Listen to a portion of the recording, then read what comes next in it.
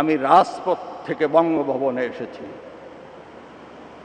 আমি হঠাৎ করে টপকে পড়ি নাই বঙ্গভবনে। আমি বঙ্গবন্ধুর ছোঁয়া পেয়েছি। আমি আমার জীবদ্দশায় পরপর 6 বার বঙ্গবন্ধুর দেখা পেয়েছি। বঙ্গবন্ধু আমাকে নাম ধরে ডেকেছেন, এই চুপ্পু, তুই এদিক আয়। রাষ্ট্রপতির ক্ষমতা দেখাতে বাধ্য করবেন না।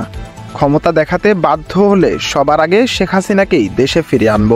আমি আপিল করলে জাতিসংঘ মানতে বাধ্য, কারণ শেখ হাসিনার পদত্যাগের দালিলিক কোনো প্রমাণ কারো কাছেই নেই। গতকাল রাষ্ট্রপতির প্রেস উইংয়ে দেওয়া এক সাক্ষাৎকারে এমনটাই জানিয়েছেন রাষ্ট্রপতি মোহাম্মদ শাহাবুদ্দিন। ইন্দ্রাপট্টিতে শিক্ষা, শান্তি, প্রগতির স্লোগান দিয়েছি। আমি টাউন হলে বক্তৃতা দিয়েছি, গর্জে উঠেছি। আমি রাজনীতির এমন কোনো অঙ্গন নাই যা আমি ছুঁয়ে যাই নাই।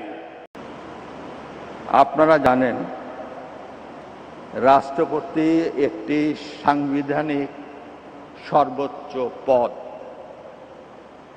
এই সর্বোচ্চ পদে আমি যখন শপথ গ্রহণ করি, তখন আমাকে বলতে হয়েছে যে আমি সংবিধানের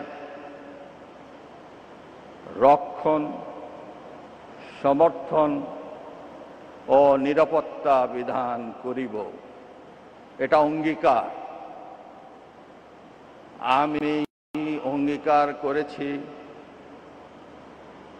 যে আমি রাগ, অনুরাগ বা বিরাগের বশবর্তী না হইয়া সকলের প্রতি আমি আইন অনুযায়ী সমান